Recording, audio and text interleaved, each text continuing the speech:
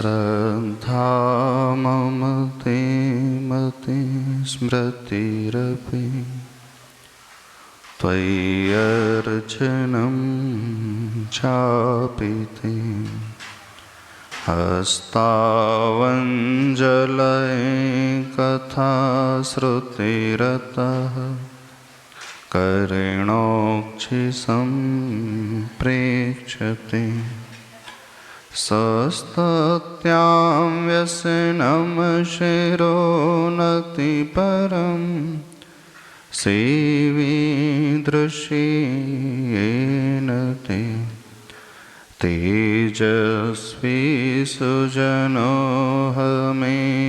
सुकृति तेनैव तेजः पते।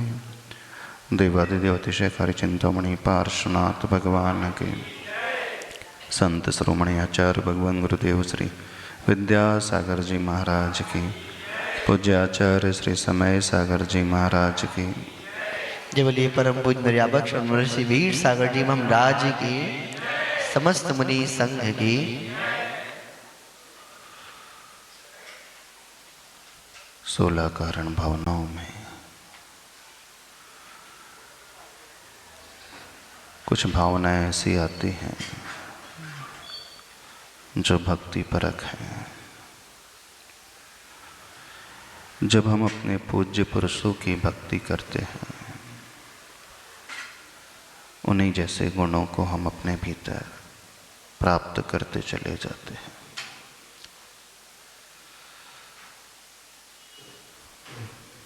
भक्ति के माध्यम से व्यक्ति के गुणों का विकास बहुत हद तक होते चला जाता है।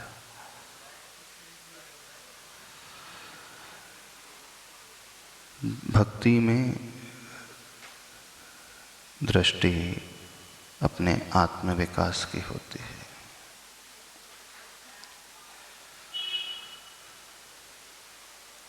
उन 16 भक्त कारण भावनाओं में 4 भावनाएं ऐसी हैं: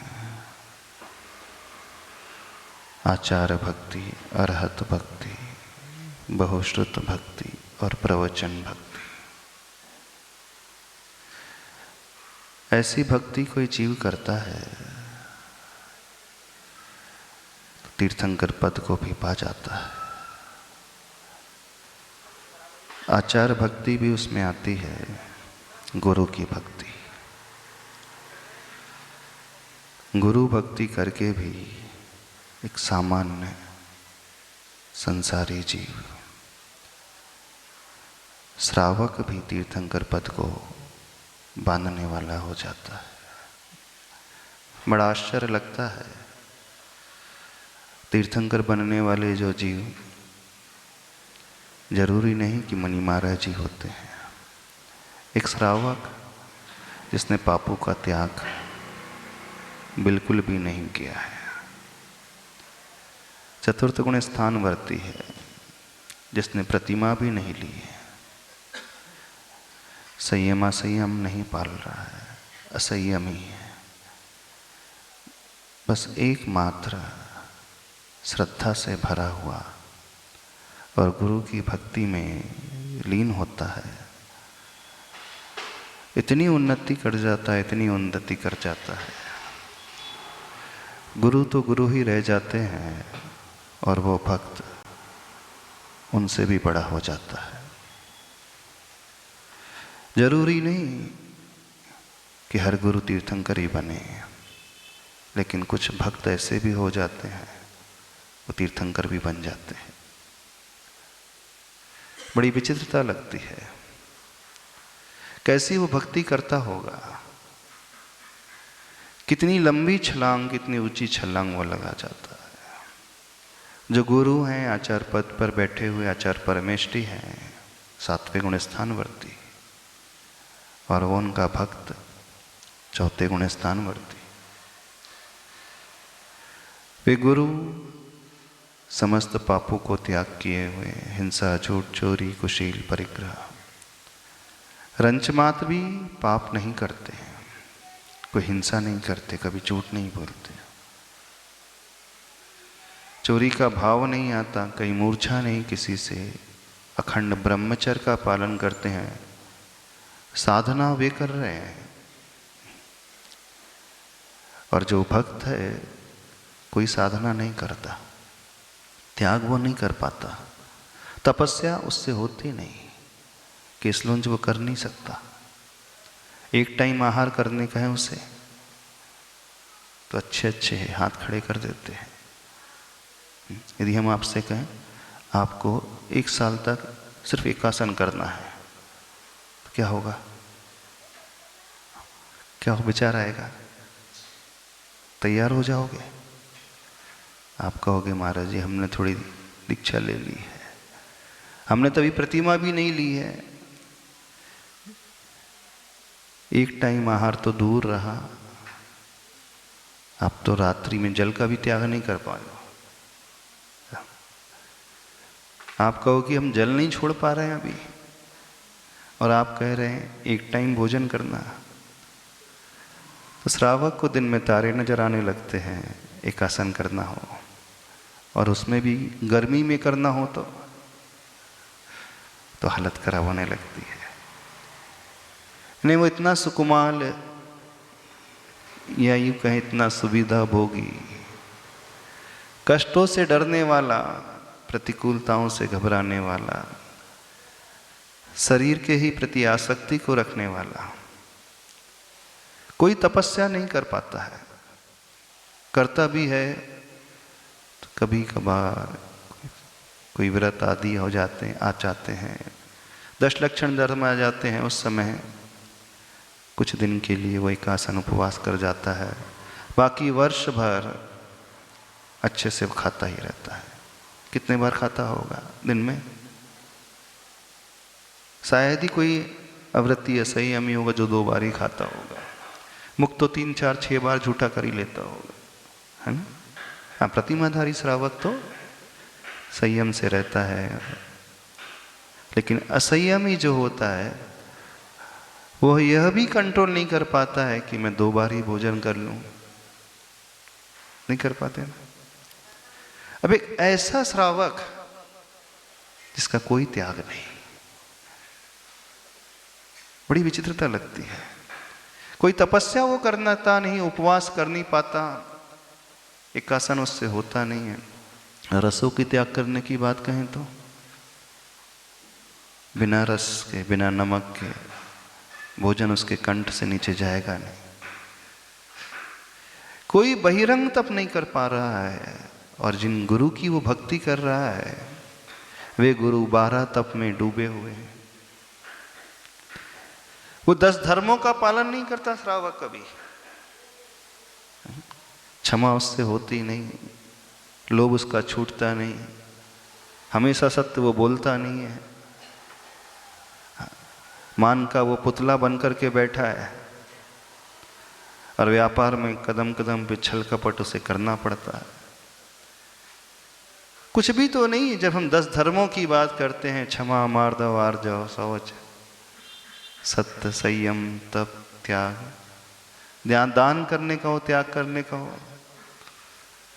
तो भी चमड़ी जाए पर दमड़ी ना जाए वाला, ऐसी वृत्ति वाला श्रावक। सब तो नहीं रहते, कुछ रहते हैं। एक ऐसा श्रावक ब्रह्मचर्य का पालन है नहीं, आकिंचन उसके कभी रग में आ नहीं सकता। तो 10 धर्मों में से शायद ही कोई धर्म होंगे वो जो पालता होगा। पालता भी तो 10 दिनों के लिए, जब 10 लक्षण धर्म आते हैं, पर्युषण पर्व आते हैं, उसी समय उससे 10 धर्मों की याद आती है। बाकी 355 दिन धर्म नहीं, अधर्म में ही जीवन जीता है। हाँ, अभी भी 10 लक्षण चल रहे हैं, तो अभी इसे याद भी नहीं कि साल में 3 बार 10 लक्षण आते हैं। बस भाद्रपद के 10 लक्षण उसे याद रहते हैं, और माघ मास के 10 लक्षण याद ही नहीं आते। चैत्र मास में होते हैं, उसे पता ही नहीं है, होते भी हैं। तो मात्र 10 दिन के लिए वो धर्म की पूजा कर लेता है, और थोड़ा बहुत शक्ति प्रमाण धर्म को पाल भी लेता है।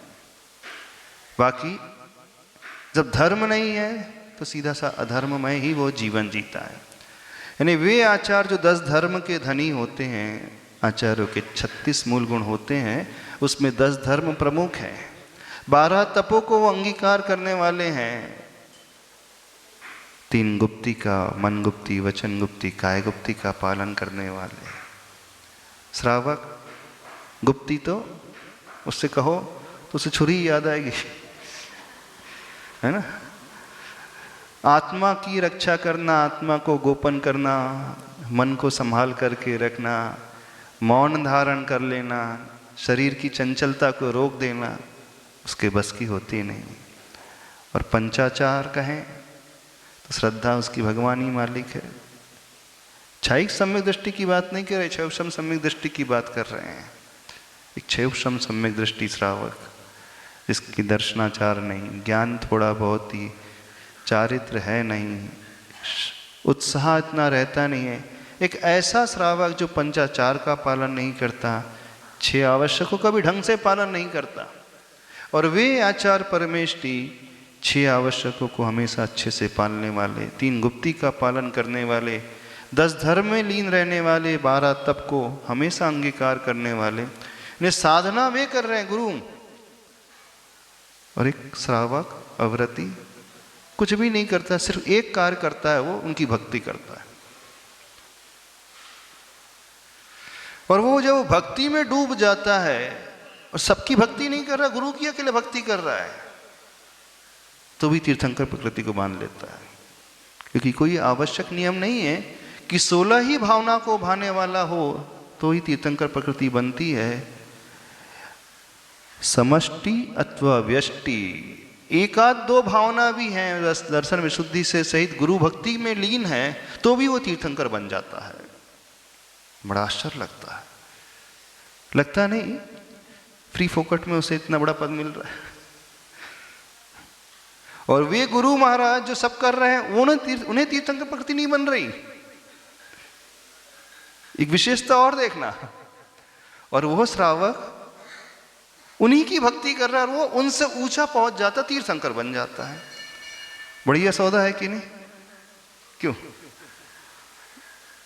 बिना मेहनत के, बिना पुरुषार्थ के, हर लगे ना फिटकरी और रंग चौका हो जाए। अच्छा है कि नहीं सौदा? कभी कुछ लेना नहीं आपको, दीक्षा लेना नहीं, परिग्रह का त्याग करना नहीं, केशलंज करना नहीं, विहार करना नहीं, भोजन छोड़ना नहीं है, इंद्रियों के विषयों में भी डूबा रह रहा है वो। अभी इंद्रिय के विषय भी त्याग नहीं है इसने। ऐसा नहीं कि इंद्रिय के विषय त्याग कर दिया, असंयमी हम श्रावक की हम बात कर रहे हैं। रसना इंद्रिय जो इच्छा होती है वो खाता है, जैसा जैसा भोजन उसका रुचता है उसी प्रकार का वो भोजन करता है, मनपसंद भोजन बनवा करके खाता है, हमेशा परफ्यूम लगाएगा, डिओड्रेंट लगाएगा, नहाएगा, धोएगा, अच्छे कपड़े पहनेगा, अच्छे से दिखने की कोशिश करेगा। तो स्पर्शन इंद्री को जीत नहीं पा रहा, रसना इंद्री को जीतता नहीं है वो, घ्राण इंद्री का कोई प्रश्न ही नहीं जीतने का, चक्षु इंद्री भी नहीं, कर्ण इंद्री भी नहीं, 5 इंद्रियों के विषयों का वो सेवन कर रहा है। और जिन गुरु की वो भक्ति कर रहा है वो इंद्रियों के विषयों को जीतने वाले। बड़ा अच्छा सौदा मिल दिया आचार्य भगवान ने आप लोगों के लिए। और वो आचार्य भक्ति यदि करने लगे, गुरु की भक्ति करने लगे, तो उन जैसे गुणों को नहीं, कई बार तो उनसे भी ऊपर के गुणों को प्राप्त कर लेता है। करते हो आप लोग गुरु की भक्ति, आचार्य की भक्ति करते हो? कैसी भक्ति करते हो? अभी आपने पूजा की, आचार्य श्री की पूजा की ना, आचार्य श्री की भक्ति हो गई। कैसी होती भक्ति? वो 16 कारण भावना में आचार्य भक्ति लिखी है, वो किमात्मक होती होगी भक्ति, जिससे तीर्थंकर प्रकृति को बांध लेता है। उनके पाद प्रक्षालन करेगा रोज, ऐसा उनकी आरती उतारेगा, तो कैसी भक्ति होती होगी वो? उनकी पूजा कि नवदा भक्ति? गुरु की भक्ति कैसी होती? अष्टद्रव्य से पूजा, प्रभु की भक्ति तो अष्टद्रव्य से पूजात्मक हो जाती है, लेकिन आचार्य परमेष्टि की भक्ति मात्र पूजन से नहीं होती है। कुछ तो और उसमें विशेषता होनी चाहिए, तभी तो तीर्थंकर प्रकृति बन रही है। क्या विशेषता होनी चाहिए, कैसी होनी चाहिए भक्ति?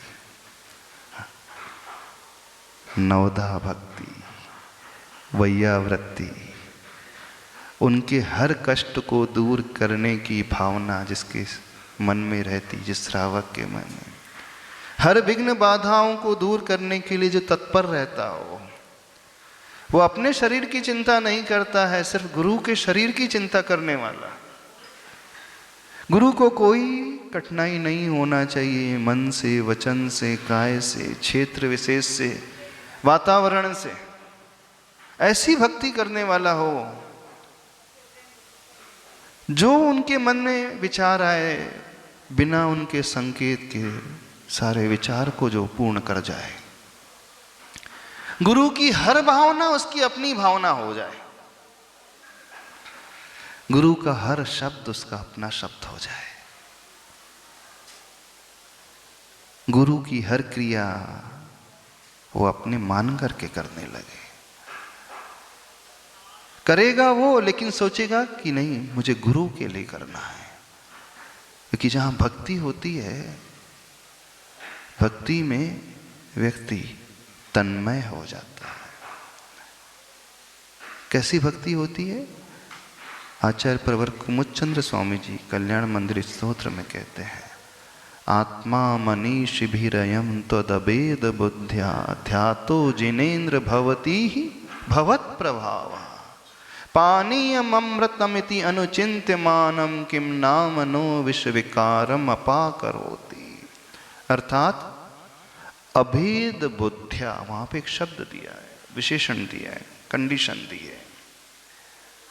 वैसे भक्ति में दो का अस्तित्व होता है, भक्त और उनका इष्ट पूज्य, पूजक और पूज्य, भक्त और भगवान। भक्त और जिसकी वो आराधना कर रहा है, आराध्य, आराधना और आराध्य। वहां पे हमेशा दो होते हैं भक्ति में। जिनकी हम भक्ति कर रहे हैं उन्हें हम सामने रखेंगे, उनकी आरती उतारेंगे, उनकी वैयावृत्ति करेंगे, उनके पैर दबाएंगे, उनकी नवदा भक्ति करेंगे, उन्हें आहार दान देंगे। दो हो गए ना? दो हो गए क्या? भेद हो ही गया। क्योंकि जिसकी भक्ति की जा रही है, वचन से भक्ति की जा रही है, शरीर से भक्ति की जा रही है, जिनकी पूजा की जा रही है, उसका अस्तित्व भिन्न है, इसका एग्जिस्टेंस भिन्न है। और जो पूजा करने वाला पूजक है, भक्ति करने वाला भक्त है, उसका एग्जिस्टेंस अलग है। दोनों का अस्तित्व भिन्न भिन्न है। फिर भी आचार्य प्रवर कुमुदचंद्र स्वामी जी कह रहे हैं, आत्मा मनीषिभिरयं त्वद अभेद बुद्ध्या। बड़ी अलग सी बात बोल रहे हैं।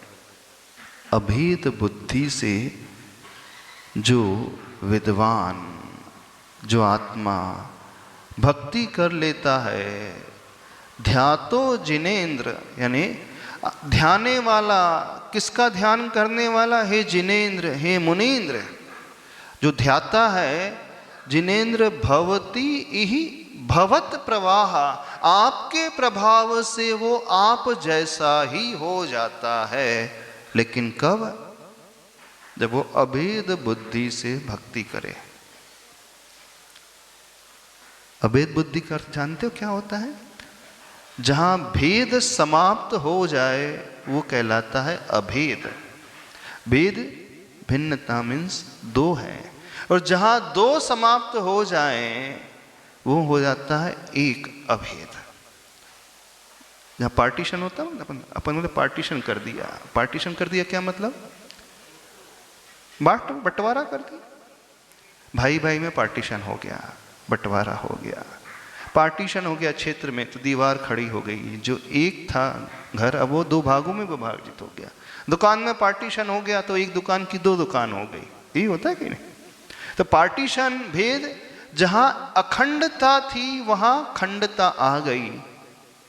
लेकिन जहां अभेद की बात की जा रही है, जहां खंडता थी वहां अखंडता आ जाए। जहाँ भेद था वहाँ अभेद हो जाए, जहाँ भिन्नता थी वहाँ अभिन्नता हो जाए, वो कहलाती है अभेद बुद्धि।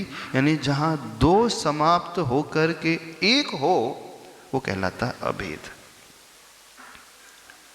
समझना, शब्द से समझने की कोशिश करना, क्योंकि अभेद शब्द अपने आप में कह रहा है भेदस्य अभावः इति अभेदः।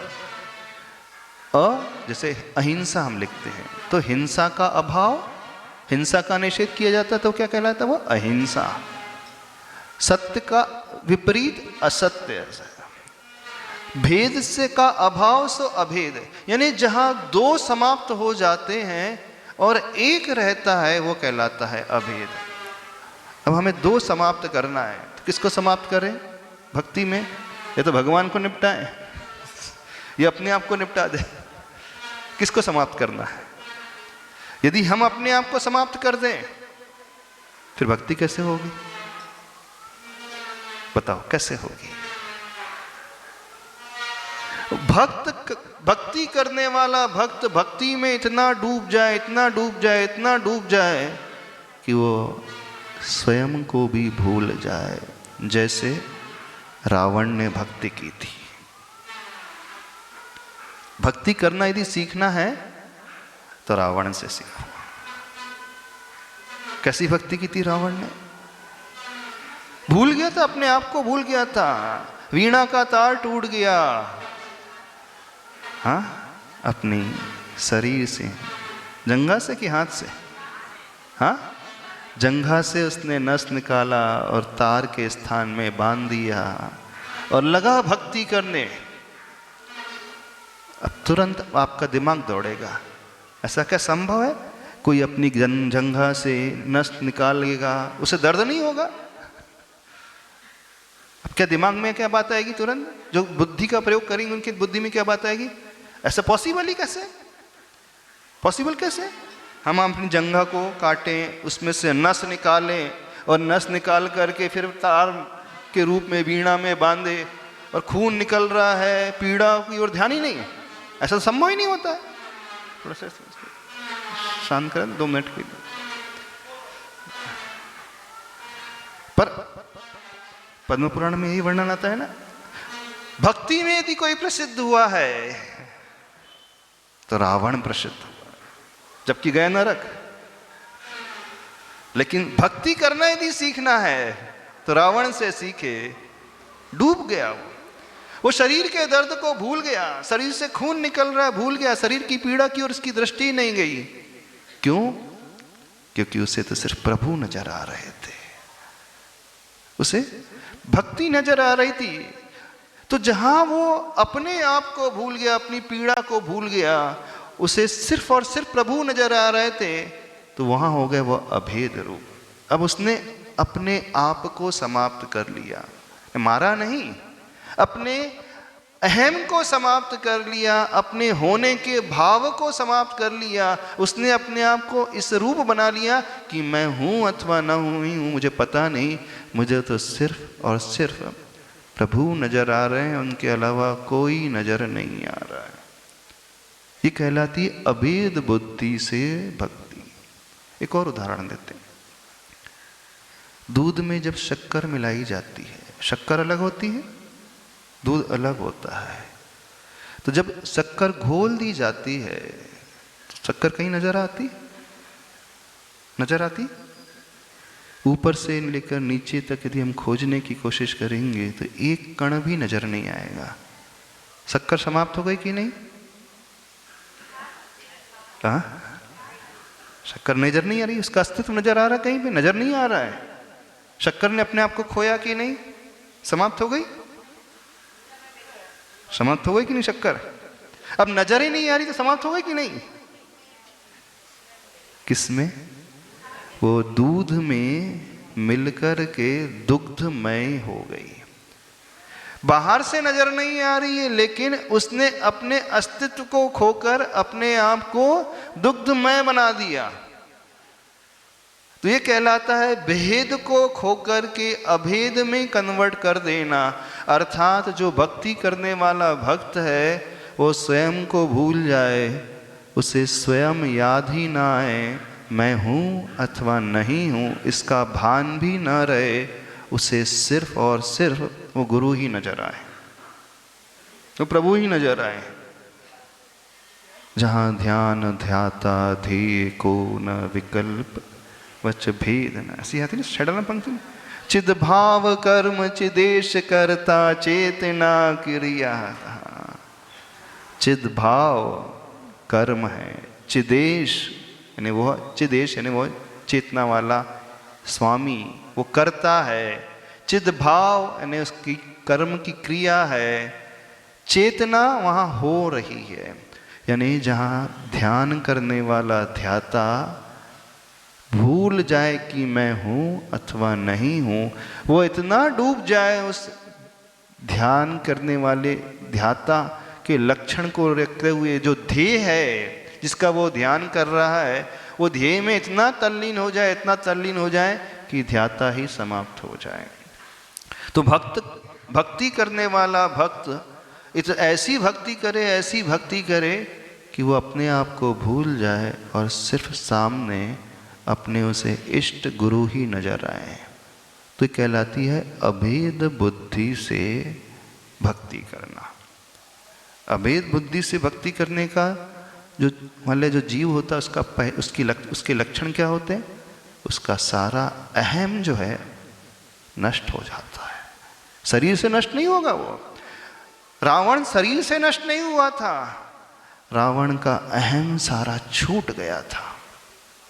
क्योंकि जहां भक्ति होती है वहां कभी अहम नहीं होता, वहां कभी मान नहीं होता, वहां कभी मैं हूं ये भाव नहीं आता, वहां सिर्फ और सिर्फ देने का भाव आता है, विनय का भाव आता है, झुकने का भाव आता है।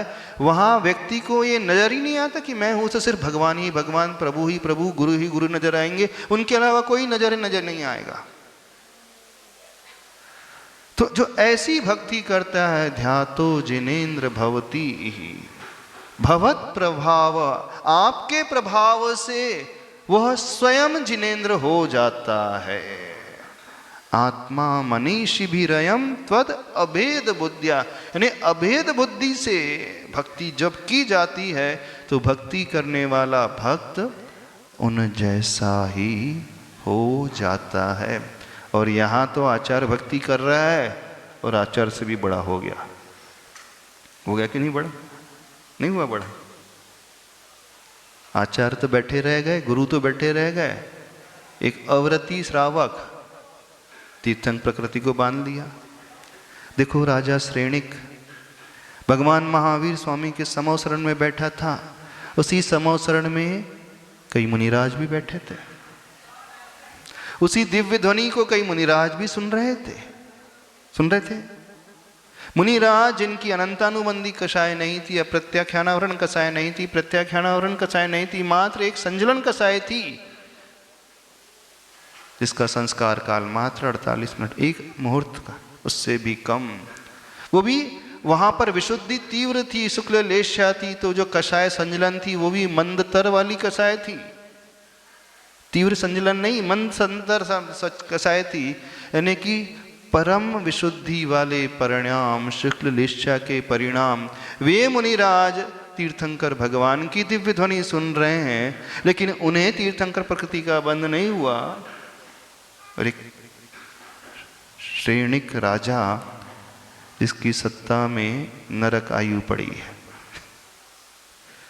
नियम है नरक जाने वाला है, मर कर के नरक में ही पैदा होने वाला, नियम से आयु बांध ली है। और एक ऐसा जीव तीर्थंकर प्रकृति को बांध लेता, आश्चर्य लगता है। वे मुनिराज जो व्रती महाव्रती हैं, त्यागी हैं, तपस्वी हैं, ज्ञान ध्यान में लीन रहने वाले हैं, उन्हें तीर्थंकर प्रकृति नहीं बंधी, और एक अव्रती नरक जाने वाले राजा को तीर्थंकर प्रकृति बंध गई। क्या गजब की बात है! कैसी उसने भक्ति की नरकगामी जीव ने, कैसी उस भक्त ने भक्ति की नरकगामी रावण ने। नारायण था, ये प्रति नारायण था। क्या ऐसी भक्ति कर सकते हैं अपन? ऐसी भक्ति कर सकते हो? और वहां अरिहंत भक्ति ही नहीं, वहां आचार भक्ति भी लिखा है। अरहत भक्ति, मरहदाचार बहुश्रुत प्रवचन भक्ति रावश्यका परिहाणी मार्ग प्रभावना, है ना, तीर्थ करत्वस्य। आचार भक्ति लिखा है उसमें, यानी गुरु की भक्ति कोई करने वाला श्रावक हो तो ऐसा श्रावक भी तीर्थंकर बन सकता है। लेकिन कंडीशन ये है, अभेद बुद्धि से भक्ति करना है, अपने आप को भूल जाना है, सिर्फ और सिर्फ गुरु ही गुरु नजर आए, उनके अलावा कोई और उसे नजर ना आए। एक संस्मरण शायद हमने आपको सुनाया था कुछ दिन पूर्व, बड़ा गजब का संस्मरण आचार्य भगवान का, बड़ी अलग ही प्रकार की बात। जब आचार्य भगवान से पूछा गया, आचार्य भगवान आपको अपने गुरु का सानिध्य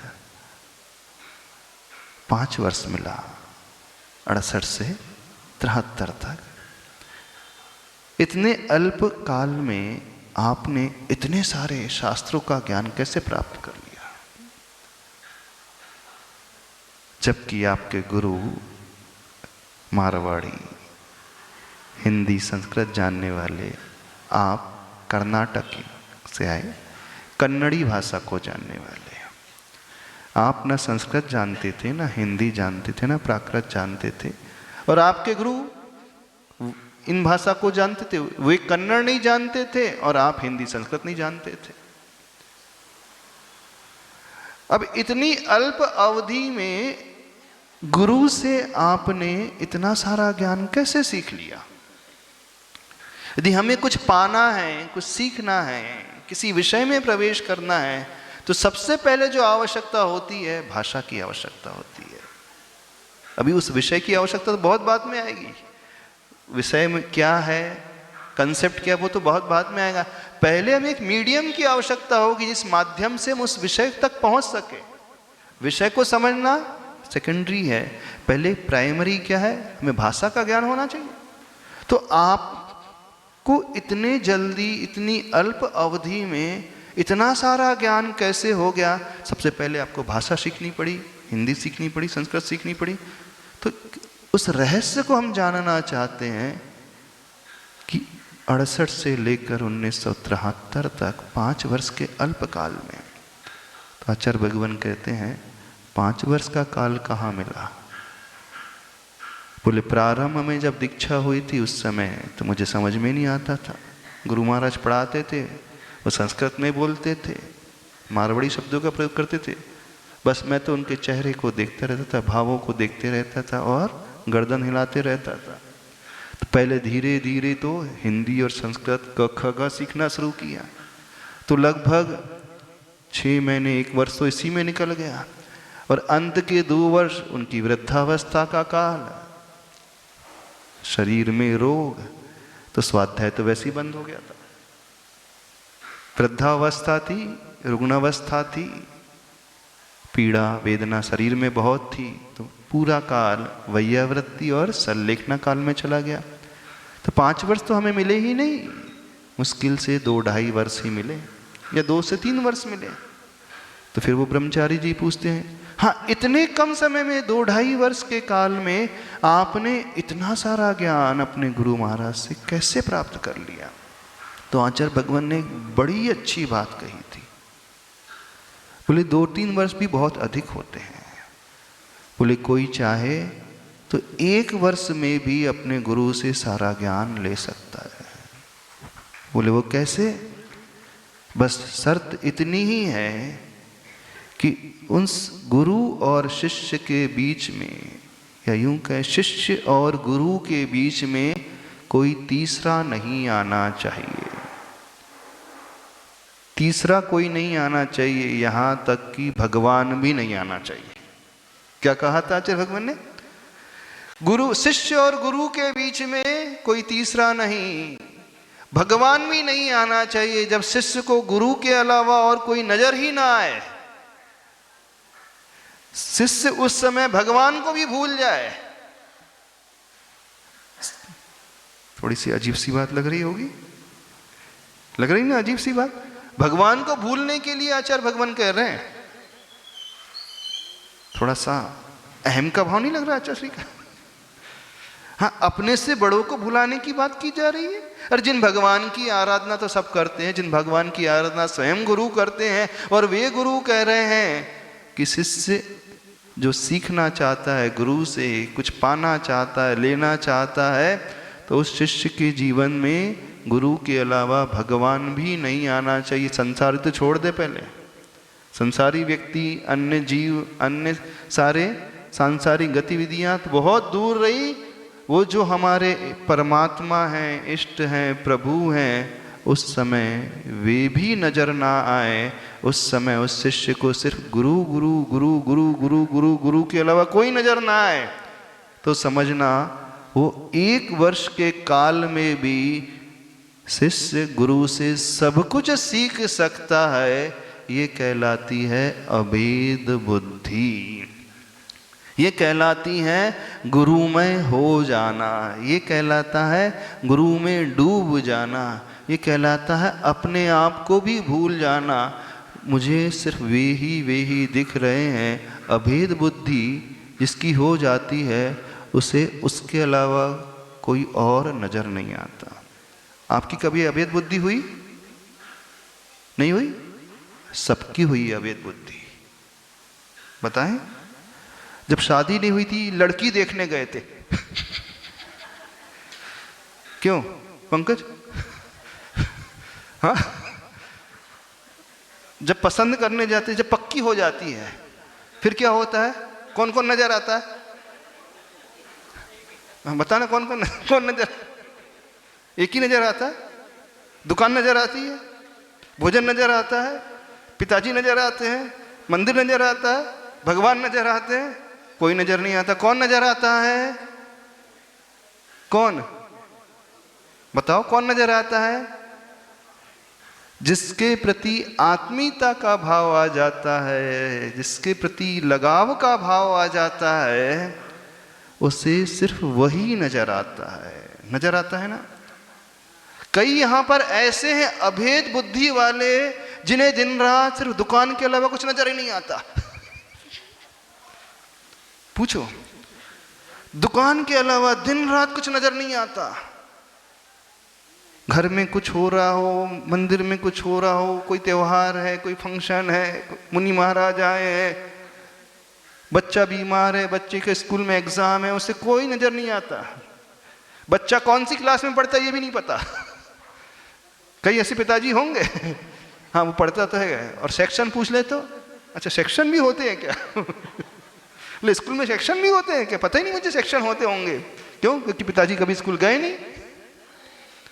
तो ऐसे अभेद बुद्धि से व्यापार करते हैं, ऐसे अभेद बुद्धि से बिजनेस में डूब जाते हैं कि पैसे के अलावा अथवा दुकान के अलावा सोते जागते उठते बैठते खाते पीते सपने में कौन दिखता है? कौन दिखता है? किसी को पैसा दिखता है, किसी को पति दिखता है, किसी को पत्नी दिखती है, किसी को मित्र दिखता है, किसी को शत्रु भी दिखता है। ऐसा नहीं है? अभेद बुद्धि से शत्रुता भी दिखती है। बस वही शत्रु नजर आता रहता है और कोई नजर नहीं आता, बोले इसी से बदला लेना है। तो संसारी व्यक्ति जिस प्रकार अभेद बुद्धि से राग अथवा द्वेष की क्रिया करता है, राग में भी घटित होता है और द्वेष में भी घटित होता है। जहां तीव्र कृष्ण लेशा हो जाती है ना, बोले छोड़ूंगा नहीं, निपटा कर करूंगा, पूरे खानदान को निपटा दूंगा। किसी का वैर किसी से हो जाता है तो उसका बदला, उसकी बदले लेने की प्रवृत्ति कैसी रहती है? जब तक पूरे ऊपर से लेकर नीचे तक सबको नहीं निपटा दूंगा तब तक चैन से नहीं बैठूंगा। जैसे चाणक्य के साथ हुआ, देखा होगा आपने घटनाक्रम, जब उससे पैर में कांटा चुभा तो उसने कांटे को नहीं फेंका, जड़ से पेड़ को निकाल करके फेंक दिया। न रहेगा बांस न बजेगी बांसुरी। तो जब तीव्र द्वेष का भाव होता है, शत्रुता का भाव होता है, वहां भी अभेद बुद्धि आ जाती है। वो बदला लेने के लिए इतना उतारू हो जाता है, उसे कुछ नजर नहीं आता। और जहां तीव्र राग का भाव होता है संसार में, जिसके प्रति तीव्र राग होता है, वहां भी अभेद बुद्धि हो जाती है। तो किसी को बच्चे से तीव्र राग है तो उसे सिर्फ बच्चा बच्चा ही दिखता है, बेटा ही बेटा दिखता है। किसी को पत्नी से है, किसी को पति से है, किसी को पैसे से, किसी को दुकान से है। तो कोई ना कोई तो जीवन में रहता ही है जिसके प्रति आपकी बुद्धि एकदम अभेदमय हो जाती, भेदमय नहीं। तभी तो आपको दिन रात 24 घंटे उसके अलावा कुछ नजर नहीं है। कई होंगे समाज में ऐसे लोग जिन्हें दुकान के अलावा कुछ नजर ही नहीं। अभी हम शुद्धि के लिए जा रहे थे, कुछ चर्चा चल रहे थे, महाराज जी कितना पैसा, इतना पैसा, इतना पैसा, उन्हें पता ही नहीं हम किसके लिए जोड़े जा रहे हैं। हाँ, घर में है, लॉकर में है, गोडाउन में है, कैश है, सोना है, चांदी है, प्रॉपर्टीज है, इतनी सारी प्रॉपर्टीज के पेपर्स है, उन्हें खुद ही नहीं पता है। फिर बाद में वो चले जाते हैं, दूसरे लोग कब्जा कर लेते हैं। कई उदाहरण आप देखोगे, पुराने इतिहास को उठा करके देखो। जितने जमींदार थे पहले, बाप दादाओं की जमीन जिन्हें मिली थी, बेटे को ही पता नहीं, पिता को ही नहीं पता, तो उनकी भी अभेद बुद्धि रहती है। पर यहाँ क्या कहा जा रहा है? भक्ति में अभेद बुद्धि लाना, गुरु भक्ति में अभेद बुद्धि को लाने की कोशिश करना। तो आचार्य भगवान ने यही कहा, जब उस शिष्य के हृदय में भगवान भी न आए, सिर्फ गुरु ही नजर आए, तो समझना उस शिष्य को गुरु सिद्ध हो जाएंगे। जो जो क्वालिटीज गुरु के भीतर हैं, जो जो गुण गुरु के भीतर हैं, वो सारे गुण उस शिष्य के भीतर आ जाएंगे। और देखा, हम सब ने देखा, आचार्य भगवान को इतने अल्प समय में सब कुछ प्राप्त हो गया अपने गुरु का, सब कुछ मिल गया। नहीं मिला? कैसे मिला? ऐसा नहीं कि आचार्य प्रवर दादा गुरु ज्ञान सागर महाराज जी ने सारे शास्त्र ने पढ़ाए, समय ही नहीं था। हाँ, समय सार पढ़ाया, मूलाचार पढ़ाया, व्याकरण पढ़ाया, न्याय के 1-2 ग्रंथ पढ़ाए, बाकी शास्त्र तो बहुत सारे, 39 शास्त्र तो सठखंडागम के ही हैं, धवला, जय धवला, महाबंध के 39 भाग उन्होंने कभी पढ़े नहीं गुरु से, कुछ नहीं। लेकिन उन्होंने गुरु से क्या सीख लिया? शास्त्र में प्रवेश करने की कला सीख ली। उन्हें कुंजी मिल गई, एक मास्टर की मिल गई कि शास्त्र में प्रवेश कैसे किया जाता है। ये कला उन्होंने सीख ली अल्प अवधि में। बस यही कला जब व्यक्ति सीख जाता है, वो ये तब होता है जब इस प्रकार की अभेद बुद्धि से वो भक्ति करने वाला होता है। तो वो गुरु की, हमें मुनि महाराज की बात नहीं कर रहे हैं, यहाँ पे जो बात कर रहे हैं श्रावक की भी बात कर रहे हैं।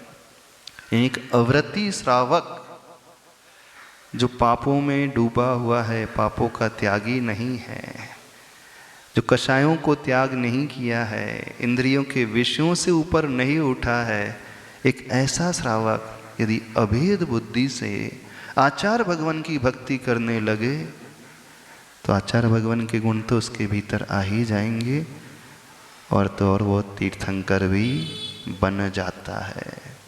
अब कैसे करोगे आप लोग अभेद बुद्धि से? बताओ कैसे करोगे? तो आपको दिन रात आचार्य श्री नजर आए। नजर आते हैं? सिर्फ नजर आने की बात नहीं होती है, जब नजर आने लगते हैं तो फिर वह उनकी बताए हुई रास्ते पे चलने भी लगता है। जब दिन रात व्यक्ति को पैसा पैसा नजर आता है ना, तो फिर वो रास्ता खोज लेता है, पैसा कमाना कहाँ से खोज लेता। क्यों?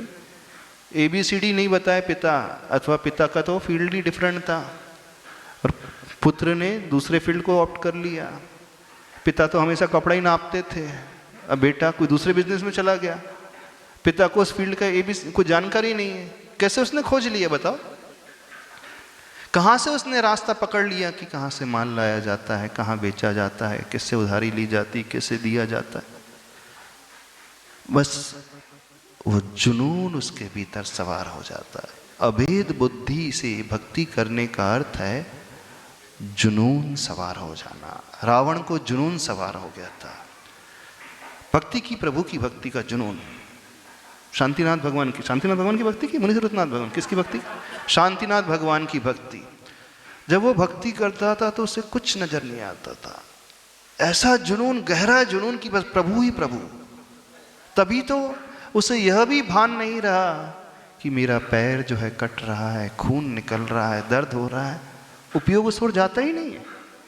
क्यों? क्योंकि जहाँ हमारी विचारधारा लगी रहती है उस समय लगता ही नहीं।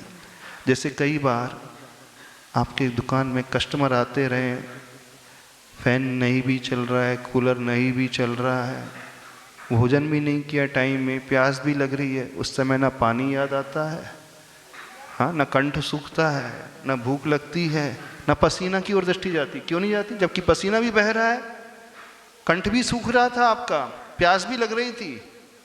क्यों नहीं होता ऐसा?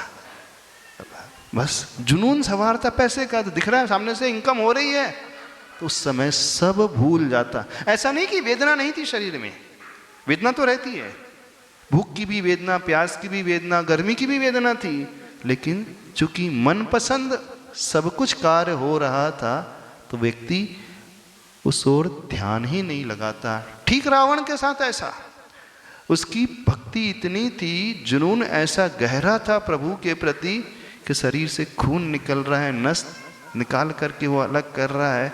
पीड़ा होती होगी, ऐसा नहीं कि पीड़ा नहीं हो रही थी रावण को, पर ध्यान ही नहीं, क्योंकि प्रभु ही प्रभु नजर आ रहे हैं।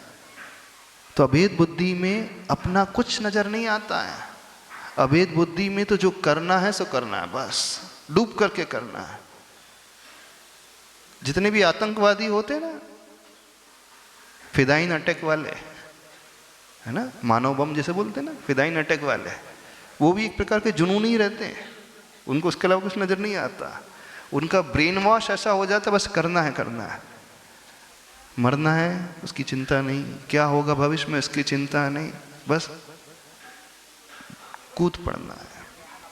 तो ऐसी प्रवृत्ति, ऐसा नेचर जब होता है, तब कहीं जाकर के वो तीव्रतम भक्ति होती है। आपको गुरु नजर आते हैं लेकिन खाली टाइम पे, जब दुकान बंद हो गई, कमाना हो गया, दिन भर का काम हो गया, हाँ अब गुरु नजर आएंगे। सही कह रहे कि नहीं? कब नजर आते हैं?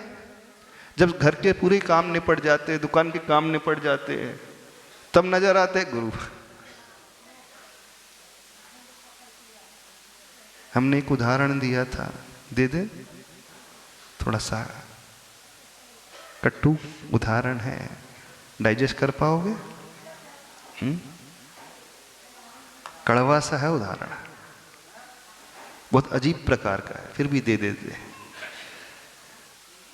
घर में आपके यहाँ कोई भिखारी आता है मांगने के लिए, भूखा है और अच्छा भोजन बन रहा है, पूड़ियाँ निकल रही हैं कढ़ाई से, तो आप उसे गरम गरम पूड़ी दोगे कि बची हुई रोटी देते हो? कितनी महिलाएं ऐसे हैं जो एकदम फ्रेश पूड़ी जो तल करके आ रही हैं भिखारी को दे देंगी। और हाथ खड़े करें, पहले क्या देखोगे? डब्बा रोटी है कि निकल गई बासी। तो जो बचा हुआ है वो ही देते हो ना। नाश्ता भी देना है जो अब पुराना हो गया है, चलो अब यही खत्म करो।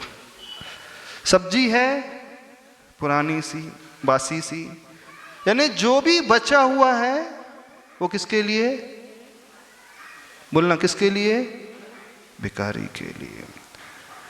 आप भक्ति जब करते हो, बचा हुआ समय है, दुकान का काम हो गया, घर का काम हो गया, बचा हुआ समय, अब क्या करना है? भक्ति करना है। तो बचे हुए समय में भगवान की भक्ति, बचे हुए समय में भिखारी की रोटी। तो जो भी बचा हुआ होता है किसके लिए जाता है? भिखारी के लिए। जो बचा हुआ है वो किसके लिए जा रहा है? भक्ति के लिए। तो राशि एक जैसी होगी ना, भक्त की राशि, भक्ति की राशि और भिखारी की राशि एक जैसी हुई कि नहीं? अरे दो देखो, ज्योतिष शास्त्र पूरा भ से शुरू हो रहे हैं, सबकी राशि एक ही निकली, कुंडली से निकालोगे तो भ अक्षर में जो निकलता है, भक्त लिखो, भिखारी लिखो, भक्ति लिखो, सबकी कौन सी राशि आएगी? कौन जानता है यहाँ पे? भ अक्षर से जो शुरुआत होता है लेटर से, वो कौन सी राशि वाले के लिए भ होता है? सर्च करने ना गूगल में। हाँ, तो वही राशि भक्त की है, वही राशि भक्ति की हो रही, और वही राशि, बोलो जोर से पंकज, भिखारी। अभी हम भिखारी की बात कर रहे हैं।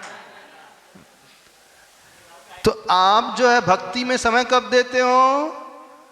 जब सारे कार्य निपट जाते हैं, घर गृहस्थी के, दुकानदारी के, अब बचा हुआ समय, जोर से बोलना, भक्ति के लिए। बची हुई रोटी भिखारी के लिए। तो मेंटलिटी कैसी है? अब बोलो, जोर से बोलो। सवेरे से का समय नहीं है, क्योंकि उस टाइम में भी दुकान नहीं खुलती है, इस कारण गुरु जी के लिए। सीधे बोलो ना। सही हाँ, अब बहुत से लोगों से तुलना नहीं करो। बहुत से लोग तो नरक जाएंगे, वो छोड़ दो। बहुत से लोग तो नरक जाएंगे, वो तो गए बीते हैं ही। हाँ, आप उन लोगों से तो अच्छे हो कि सवेरे का समय निकाल रहे हो, रात को दुकान बंद करने के बाद का समय निकाल रहे हो, उनसे लाख गुना बेटर हो।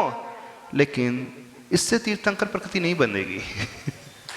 जो भक्ति की बात की जा रही है, जो समर्पण की बात की जा रही है, जहाँ अभेद बुद्धि की बात की जा रही है, अभेद बुद्धि में व्यक्ति स्वयं को नहीं देखता है, वो हिसाब किताब नहीं लगाता है, वो ये नहीं सोचता है कि कितना खून निकल जाएगा। रावण ने नहीं सोचा यदि मैं अपनी नस निकाल करके वीणा में बांधूंगा तो कितना दर्द होगा, कितना खून बहेगा, कितनी पीड़ा होगी, उसने नहीं सोचा। उसे तो बस प्रभु नजर आ रहे थे। जो गुरु की भक्ति कर रहा है वो दुकान बाद में, पहले गुरु। समझना, ऐसा नहीं कि दुकानदारी नहीं करेगा, करेगा, पर प्रायोरिटी किसे देगा? वो पहले गुरु को। और आपकी प्रायोरिटी कैसी है? पहले गलत। पहले प्रायोरिटी घर गृहस्थी, दुकानदारी। जैसे पहली प्रायोरिटी नहीं है भिखारी की, प्रायोरिटी कैसी है भिखारी की? लास्ट रोटी, बासी रोटी। स्वीकारो ना, भिखारी की रोटी आखिरी की बची हुई बासी रोटी। तो बासा जो बचा हुआ होता है, बचा हुआ भोजन भिखारी का, बचा हुआ समय भगवान का, भक्ति का। कौन ले रहा है नहीं ले रहा प्रश्न उसका नहीं है, मेंटलिटी, मानसिकता की बात कर रहे हैं। व्यक्ति की मानसिकता ऐसी है, जब कुछ नहीं है तब भगवान, मजबूरी में तो मजबूरी का नाम क्या बनाया? अपने भगवान को, प्रभु गुरु को क्या बना दिया? क्या बना दिया? और बोल दे, वक्त पढ़ने में तो लोग गधे को भी क्या बना लेते हो? बाप बना लेते हो। वक्त पढ़ने पर आप गुरु के पास आ गए तो क्या बना लिया? क्या बना लिया? इतना नहीं? कड़वा लग रहा है? अच्छा नहीं लग रहा? सत्यता तो यही है कि पटेल साहब बिल्कुल सही कहा ना हमने। सही कहा कि नहीं? देखो, सत्य यही है। इसका नाम भक्ति नहीं होता है। भक्ति तो वो होती है जहां उन्हें गुरु के अलावा कोई नजर ही ना आए। जब गुरु नजर आ जाएंगे तो घर को बाद में देखेगा, दुकान को बाद में देखेगा, बच्चों को बाद में देखेगा। मुझे तो भक्ति करना है, उनकी सेवा करना है, उनके दुख को, कष्ट को दूर करना है, उनके बताए हुए रास्ते पे चलना है, जो उन्होंने कहा है मुझे वो अपनाना है। तब कहीं जाकर के तीर्थंकर प्रकृति का बंद होता है। नहीं तो कौन सी प्रकृति बंधेगी? तीतर कौन सी बंधेगी? आप देख लीजिए, 16 कारण भावनाओं में भक्ति से तीर्थंकर प्रकृति बन रही है। तो राजा श्रेणिक ने भी ऐसी ही भक्ति की थी, डूब गया था। रावण ने भी ऐसी भक्ति की थी, डूब गया था। तो अपने आप को खोना पड़ता है, उस शक्कर को अपने आप को मिटाना पड़ता है। लेकिन मिटती नहीं है, वो शक्कर दूध में हो जाती है। वो भक्त मिटता नहीं है, वो तो गुरु में हो जाता है, प्रभु में हो जाता है, भगवान में हो जाता है। दुनिया को भले ही नजर ना आए, लेकिन वह तो भगवान में ही समा जाता है, उसे उनके अलावा कोई नजर नहीं आता। तो आचार्य भगवान का समाधि दिवस आ रहा है, आप लोगों से कहना है भक्ति करना है तो ऐसे भक्ति करो, जो कर रहे हो ना औपचारिकता वाली, फॉर्मेलिटी वाली, बड़ा कड़वा सत्य कह रहे हैं, बच्चा कुचा समय देने वाली भक्ति चल रही है। सत्य तो ये स्वीकार लो ना, क्यों नहीं स्वीकारते सत्य? जो पहला समय देने वाला है, इंपॉर्टेंस देने वाला है, वो कोई अलग ही होता है। बस कल्याण वहाँ से होता है। यदि ये भावना भीतर आ जाए तो बहुत जल्दी कल्याण हो जाएगा। समय आपका हो गया है। बोले संत शिरोमणि आचार्य भगवान गुरुदेव श्री विद्यासागर जी महाराज।